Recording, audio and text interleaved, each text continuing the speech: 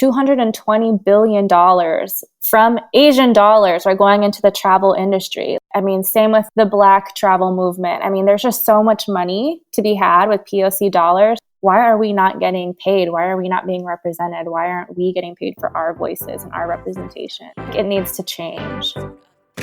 This is Debbie, and welcome to another episode of The Offbeat Life, where I speak to inspiring individuals who ditch the norm to become location independent. We'll learn how to create sustainable laptop lifestyles from the experts that will help us achieve freedom from our 9-to-5. As a digital nomad, I'm constantly traveling and have to minimize what I pack. But the one thing that I can't live home without is my Western Digital G-Technology branded Armor ATD drive, a portable hard drive that stores all of my photos and audio recording crucial to my business. What makes the Armor ATD drive so special is that it can withstand dust, sand, rain, and up to 1,000 pounds of pressure. And as a traveler, I never know what's going to come my way. So having an Armor ATD as my go-to hard drive gives me the durability and peace of mind that I need in order to create and deliver the best content to my clients. Want to get your own G-Technology Armor ATD rugged drive? Visit g-technology.com, Amazon, Best Buy, B&H Photo, Adorama, and other select retailers.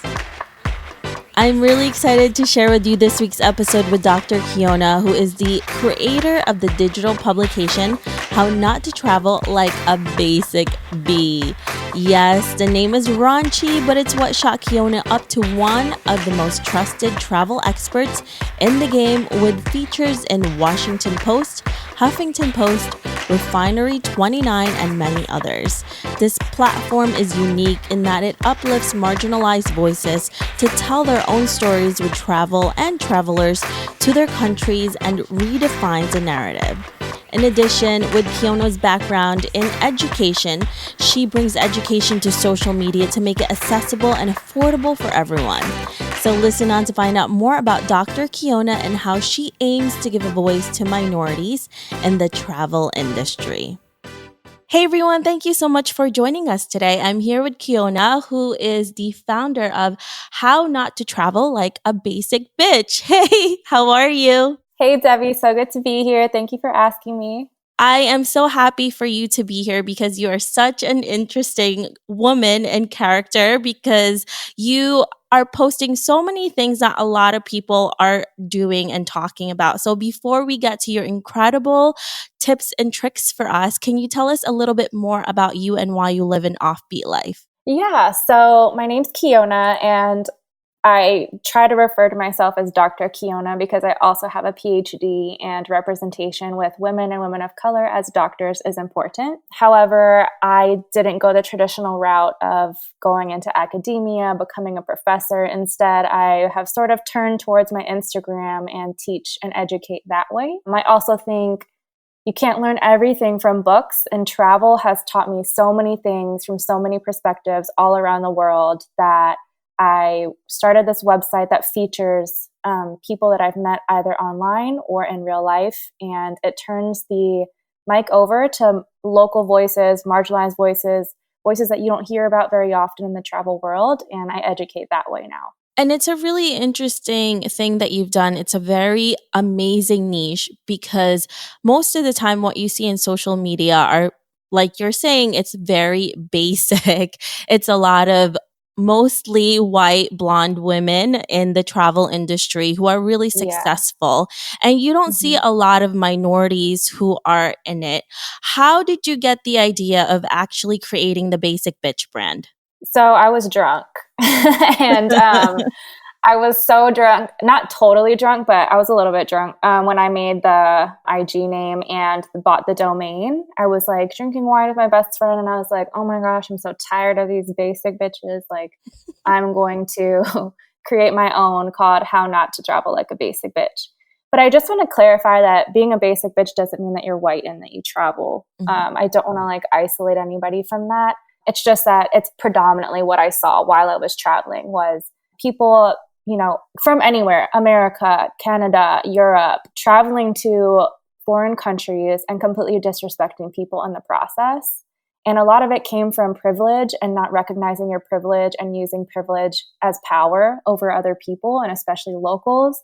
And so a basic bitch is basically defining like you not being aware of your privilege and then asserting oppression onto other people. So I just want to clarify what a basic bitch was. But also, yeah, like the travel media field is dominated with white voices. And quite frankly, when I started writing, it was in opposition to those voices. And then I realized I was just as basic because I have, an American passport. Like I am no different than those people who have no real, like I have nothing invested into the countries that I travel to. And the people who are going to be most affected are those who live in the country. So I decided to stop writing. I mean, I write a little bit for the website still, but I decided to stop writing and completely turn it over to locals to present on their perspectives interacting with both travel and travelers. It's great that you realize that because we are really privileged, even though we have brown skin and we're minorities, and I am also an immigrant.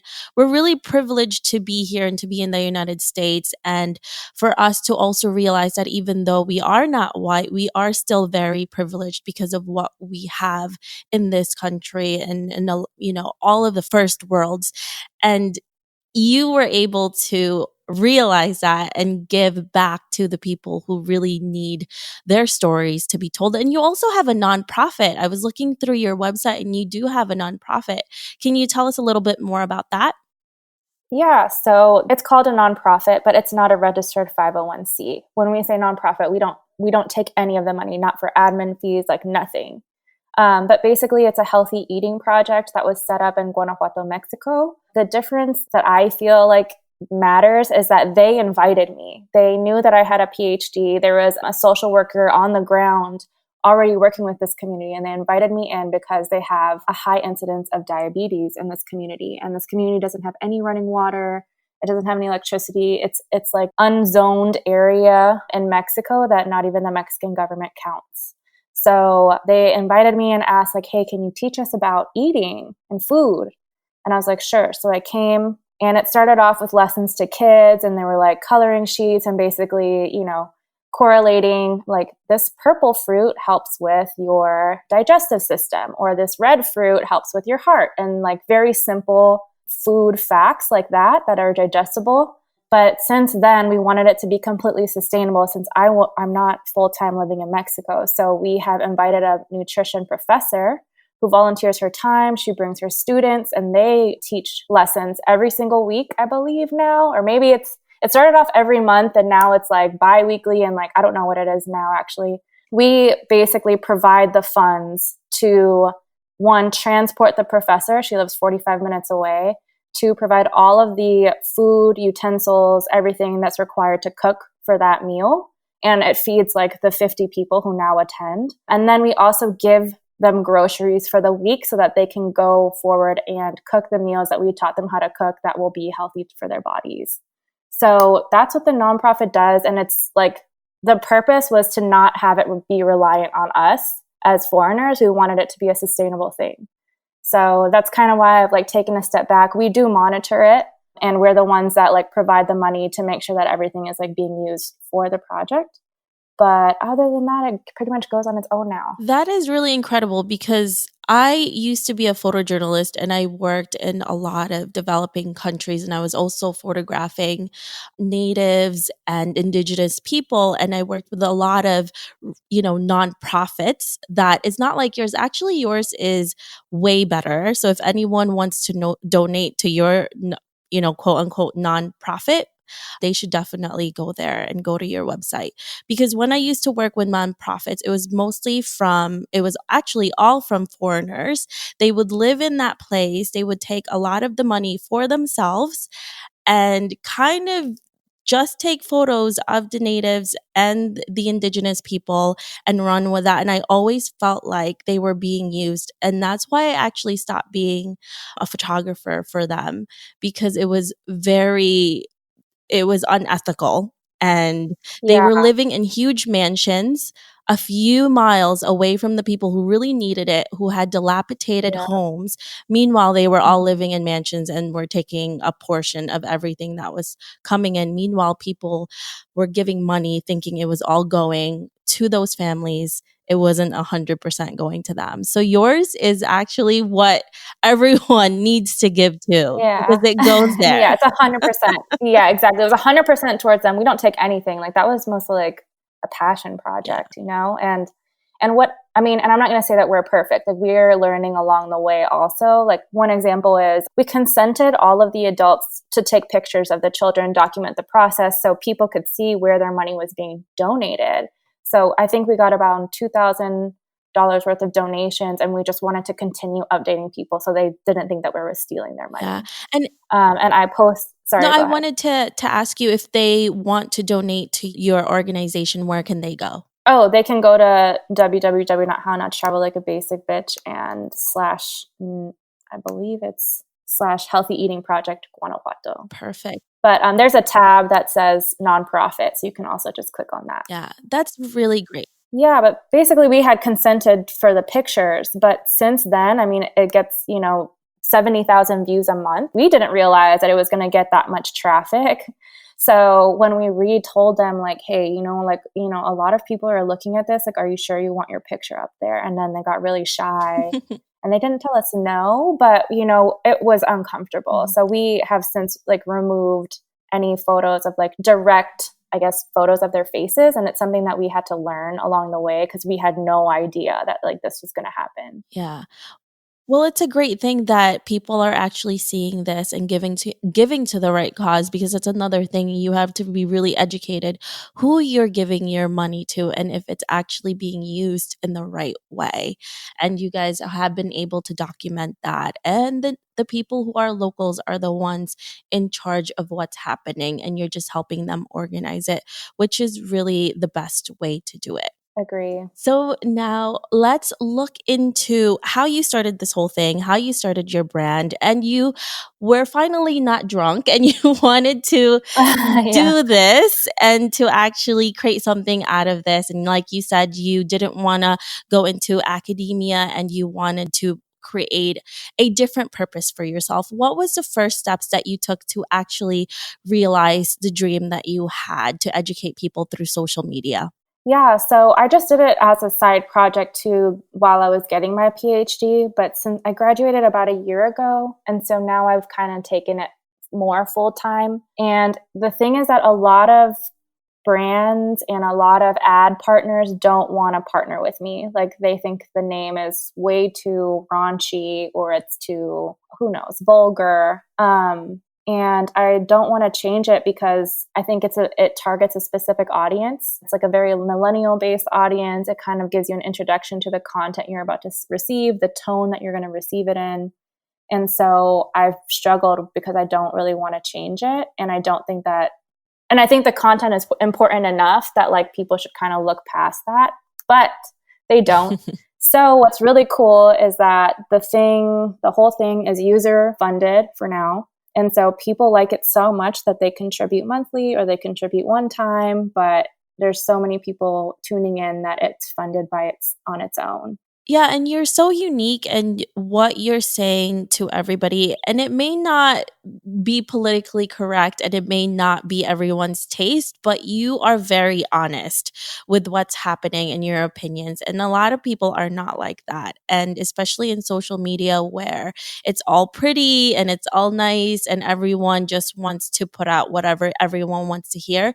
You're so different from that. And I think that you are going to be working with a lot of brands as you keep going who see that and will embrace the how not to travel like a basic bitch brand more. And you've worked with really great brands so far too. Yeah, I mean, a huge breakthrough was working with REI, which is an outdoor company, and they literally told me like, we want you, we want you, we want your voice, we want however you want to present this content. Like, this is what matters because your values align with our values. So they didn't even tell me to like change anything. They didn't want me to like edit myself, and like the campaign, it was a campaign for REI Adventures, like a trip. it ended up being really successful with like 800 people interested. And like, I don't know, I thought it was successful. They were really happy with the product. So, I mean, honestly, like when you let people show up how they show up, and like whether it's politically correct, whether it's not, whether it's what you want to hear, whether it challenges the status quo or people, like people will sign, like that's what causes people to trust you. Like that causes engagement, that causes loyalty when you just are genuinely, authentically yourself. And some brands do value that. And honestly, I realize that those are the only brands I want to partner with. If you have to change yourself for a brand, then that means it's not going to be the right one for you. And I'm sure you're not going to feel good about doing that, of changing who you are and your voice just for a few dollars here and there, because later on, if you stay true to yourself, you're most likely going to be earning more money because your audience is going to keep trusting you in that sense. Yeah, for sure. Have you ever had to do that? Have you ever like been faced with that? No, because actually with me, I usually pitch to the brands that I really want to work with, that really aligns with my brand and myself. And I have Mm-hmm. turned down some brands that it just didn't make sense, or they wanted something from me that I didn't want to give. So that's really, I think that's really important to really acknowledge in this industry, is that I know it's really hard to turn down something, especially if you're brand new, because you want to start creating income. But in the long run, if you keep doing that, it's not going to be good for you, and your audience is going to stop trusting you, because if you're just putting out branded content that doesn't align with who you are, it doesn't make any sense. Yeah, for sure. That's interesting. I'm glad that no one I'm glad that you also stick with your values and morals. Honestly, I feel like it strengthens your brand. Like for every no is like a stronger yes. Yeah, absolutely. And honestly, I have gotten so many no's from even the brands that I really want to work with. And you also get to Yeah. say no, which feels good. Yeah, totally. It's like gives you some control, which like I feel like a lot of us don't have control over a lot of Yeah. things, And so I it know it's feels hard. nice. A lot of people are going to listen to this and be like, "Well, it's really hard when you're not making money and you have to turn it down." But guess what? Later on, once you keep your control, like they will really respect you and want to work with you even more, because you're not just going to lay down and do everything that they want. Not to say that you're, an a-hole about it, but be respectful when you do it. Yeah.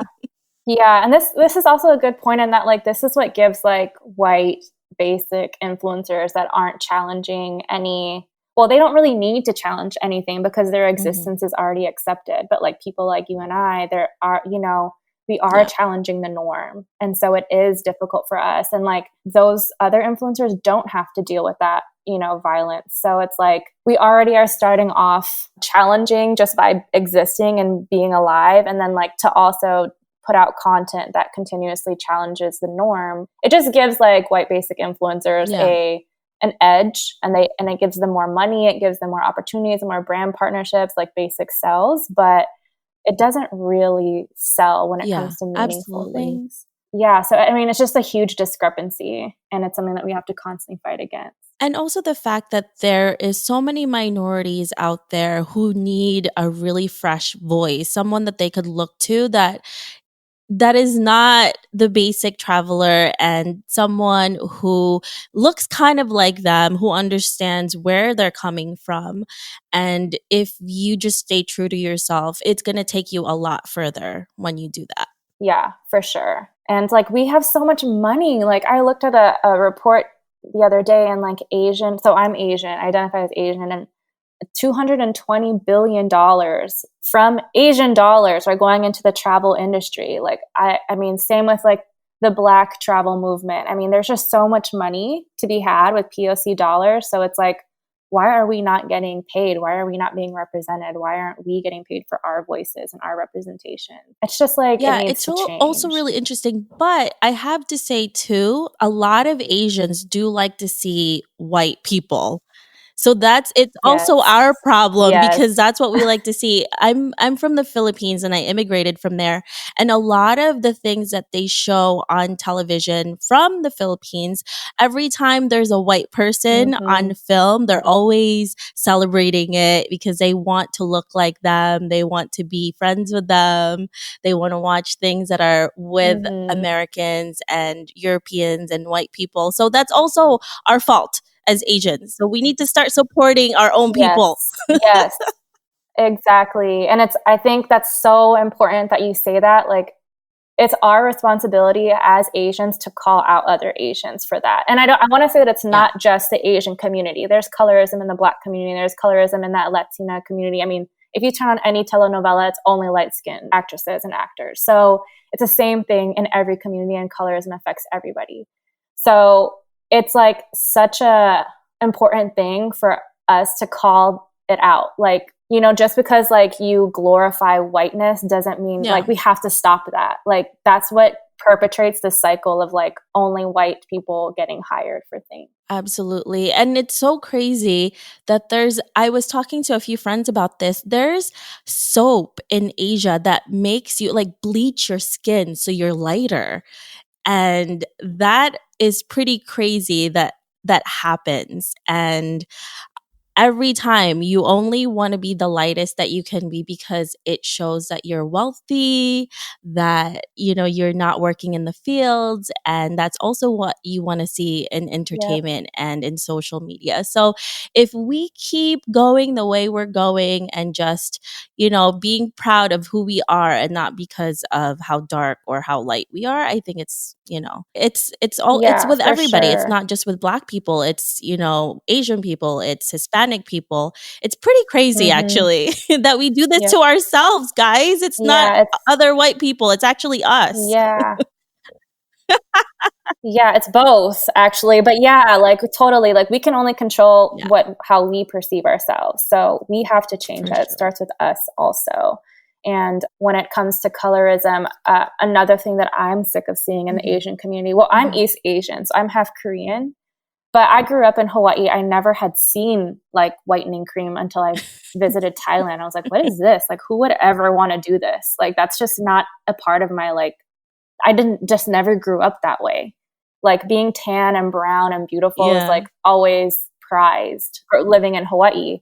And then, when I traveled to Thailand, I was like, this is like honestly like so weird. And like I realized that actually Korea is like one of the number one like skin whitening producing places, and they have like all this like cosmetic care. So I was like, I didn't even know that. I guess I just want to say that one, I'm tired of East Asia only being Asia. Mhm. Like when we think of Asian, it's Mhm. always like Chinese, Japanese, Korean. And like that is not Asian. Like that is one very, very small part of being Asian. I mean, we completely leave out Central Mhm. Asians, the Middle East, South Asia, Southeast Asia. We leave out the Philippines. And like Yeah. those are all because they're darker skinned. And like for me, I feel like sometimes I'm light skinned, so I get chosen, over like an Indian influencer. But like behind the scenes, I'm always advocating, like, yes, I get my foot in the door, and it's just for like to let everybody in after me.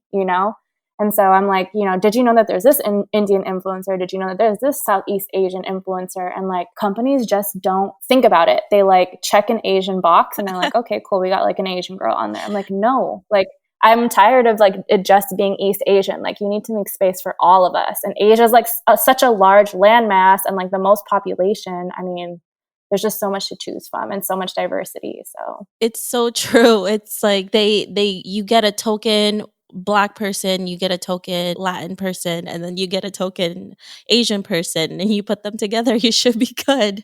And that's the brand.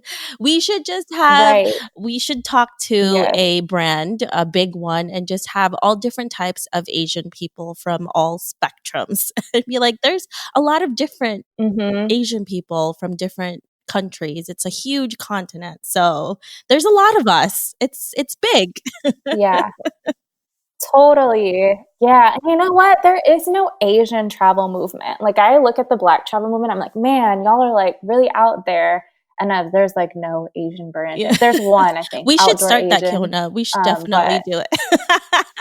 yeah, I mean, you know how much our own platforms take our time, like so much Yeah, time, but like really, I feel like we need to start an Asian travel movement just to like give representation absolutely. to like those other faces that we don't get to see. So, Kiona, when you are doing all of these things, I'm sure you get a lot of backlash. And because you're very honest and you have done so much already, what has been the biggest setback that you have encountered and how do you usually handle it? That's a really good question. I mean, the one that comes up off the top of my head is like the constant rejections that I get from brands that I want to work with because I've used them. Like, one is a car company that is an Asian car company. And when I say, like, I own this car, my mom owns the car, my grandmother owns the car, every single Asian I know owns this brand of car. And I had reached out. I was like, I would love to do a road trip in your car across America, talk about, indigenous peoples, talk about national parks, what we can do to save them, things like that. And all in this car that is affordable, it's eco-friendly, and like literally is Mhm. a representation of the Asian community. And they rejected me and said that their brand is conservative. They don't like my name. They don't want me to Oh, man. associate with their car at all. And that was such a blow. I was like, man, like my whole community supports you Mm. and you can't like support us how we want to show up. Yeah, that's really unfortunate because it's very black and white, right? If you're not in that spectrum, Yeah. it's like all of a sudden you're taboo because that's what they think you are because just of what your name is. And they don't realize everything, the reason why you get all of these people to read your blog, to listen to you, is because of your voice. And part of that is your title. And even if they've never read your Yes. blog or you have never seen your captions on social media, that's how you get them in. It's very catchy. It's great. People love Right. it. And then they stay Yes. because of what you are saying. And I think a lot of brands will probably not get that. But like we had mentioned before, the right brands will be the ones who will know and understand your true voice, that what it has and so much meaning behind it. Yeah, for sure.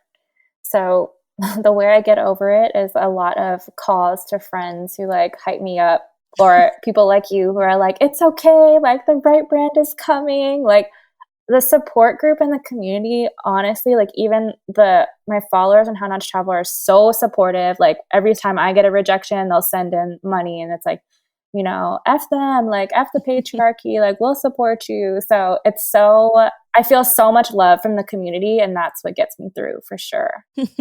And also the fact that your viewers and the people that are looking to you are giving you money, that just says it all. Usually that doesn't happen. Yes, right, exactly. But I honestly feel bad. Like, a lot of my followers are people of color or they are marginalized people, and I don't want to take money from them. So I would love to like be sponsored or have a way to like make education accessible so that they don't have to pay for it.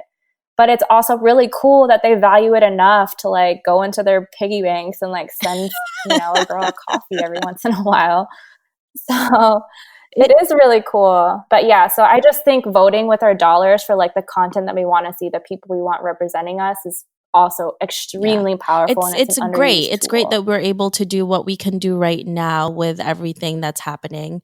And with the internet, we can work and do all of these things that we love.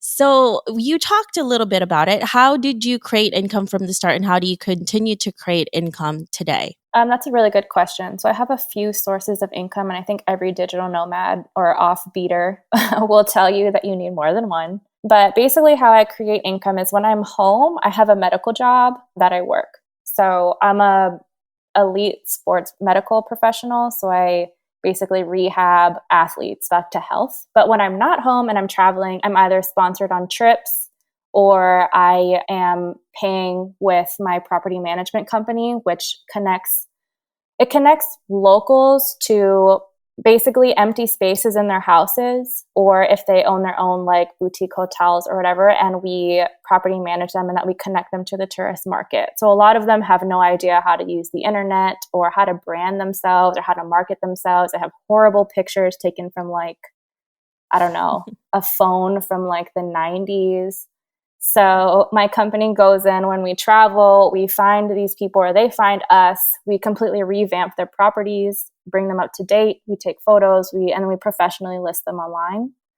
And that's another way that I make money is international property management and digital marketing. And then the other is just like, users sending in money from How Not to Travel to keep it going, helping me pay my bills. And then add partnerships with users who have their own businesses who want to advertise on How Not to Travel. So those are like a few of the ways that I make money. It's great that you're able to create all of these different streams of income. And like you said, digital nomads and location independent people, we always need income from different sources because you never know what's going to be tapped out this month and what's going to be coming in.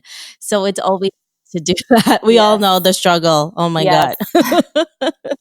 Yes. Oh my gosh. Like totally. Like so I think January and February, I almost had no income from properties because it's winter, so no one's traveling. And so, during those months, like How Not to Travel really saved me because I was like, usually I have, pretty steady income from properties, but not when it's winter. But now you have, because of these different incomes, you're able to live and eat and get a grab of coffee here and there. Yeah.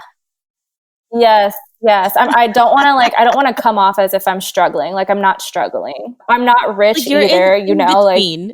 I'm still, yeah, like I still need health insurance, but like I eat every day. I'm fine. Like I don't want to like come off as like I'm in poverty or something. Like that's not the truth. We're not to that yet. Hopefully. So let's fast forward to 50 years from now and you're looking back at your life. What legacy would you like to leave and what do you want to be remembered for? This is such a good question and something that I've been thinking about a lot because I'm like, is it worth the investment? Should I just go and get a regular job? And I'm like, no, because we always are trying to fit into lanes that are made for white people and we don't fit. So it's up to us to create lanes that we can fit in. And so my legacy is to create a lane that hires POC, that hires people who value morals, that, publishes books, that publishes educational material, that publishes videos, that publishes teaching curriculum, that is all serving the greater good of allowing people to learn about other people through their own mouths, not through a rewritten whitewashed lens. So when it comes to, marketing materials or educational materials, it would all be taught by people who are experts in that, who are POC. And then also I would love to just encourage people, like leave a legacy of like encouraging people to get into grad school, encouraging people to get into intellectual spaces that then go on to influence policy, helping people file their taxes or helping people start their own businesses. Like these are all things that you learn from like generational, like your parents, right? Like if your parents don't know how to do it, like, my parents are immigrants, your parents are immigrants, like there's such a strong learning curve, like a whole generation of learning curve. So it's like they can't teach us. So we have to learn. And if like I can pass on that knowledge and if I can mass disseminate the knowledge for other people to access and it be very accessible, and I know where they can find it, then like that is like my legacy. And that I hope everybody starts their own business. I hope everybody gets into the school they want to. I hope everybody can pursue the dreams that they can without those like societal barriers of not having that information. That is a great legacy to leave. And you're right. We have to do it ourselves. We can't wait for other people to do it. And leaving a mark like that, it doesn't have to take a lot of things. It's just little things that we do that makes a difference, and other people of color who can see that we're doing something will also hopefully continue that legacy, and it'll keep going and going. And that's going to be a great future to have for sure. So, Kiona, are you doing anything right now that is really exciting to you? So there are two projects that I have kind of in the works. Well, maybe three, but I have one it's called the Traveling Well Native Centering Indigenous Voices While We Walk Across Their Lands. It's a book. It's about to be a year and a half in progress, but it's around 20 Indigenous authors who all told their stories of being Indigenous peoples living all over the world, Canada, Mexico, New Zealand, America, and how their present lives have been affected by, genocide, removal, current policy. Like I just learned that Indigenous peoples of Canada have been being kidnapped. Their kids are being kidnapped and put into adoption agencies. That's still occurring today. So these are all stories that, we live in these countries or we benefit from them and we have no idea what the original peoples are going through currently and like the history that has affected them leading up to it.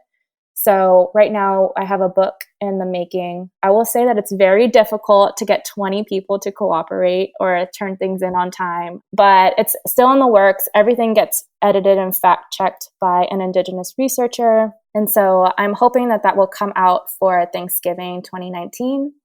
And I'm hoping to get it on every reading list in the country, in schools. So that's one big project. And I have been taking my time with it because I want to do it well and ethically. The second project is creating a video platform where we can hire experts to create like short 5-minute videos on a topic that they have expertise in. And that way it can be accessible to educators who want to go on and teach that and it be extremely well-researched material. I mean, just because I'm in science and science communicators, there aren't a lot of them.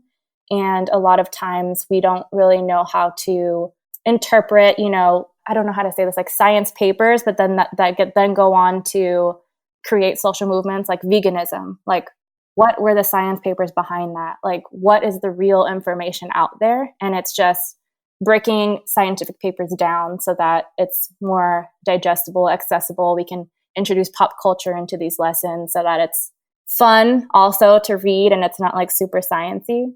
So that's another project that I'm working on. And then I'm also working on my own podcast, but they're only like 10-minute sessions long. And they're basically a very well-researched topic that is presented in 10 minutes. So those are the three projects that I have going on right now that I'm pretty excited about. That is so exciting. I'm so happy that you're able to do all of these things and definitely give us more information about those three things. And I'll make sure to share it around. So, Kiona, if our listeners want to know more about you, where can they find you? They can find me on my Instagram, How Not to Travel Like a Basic Bitch, or on my website, www.hownottotravel.likeabasicbitch.com. And then I have a Facebook by the same name. Perfect. Thank you so much for joining us today. I really appreciate all of the knowledge that you gave us. Thank you so much for having me. I hope you enjoyed this interview with Kiona. Make sure to visit theoffbeatlife.com. Again, that's theoffbeatlife.com to get the extended interview where she shares how not to post on social media like a basic bee. Hey Offbeat family, I really appreciate you listening to this episode. I would love to hear more from you and what you think of the podcast. Suggestions on guests, topics we can discuss, or maybe you just want to be friends. Why don't we chat some more on Facebook at The OB Life or send me a message at hello@theoffbeatlife.com. I can't wait to hear from you.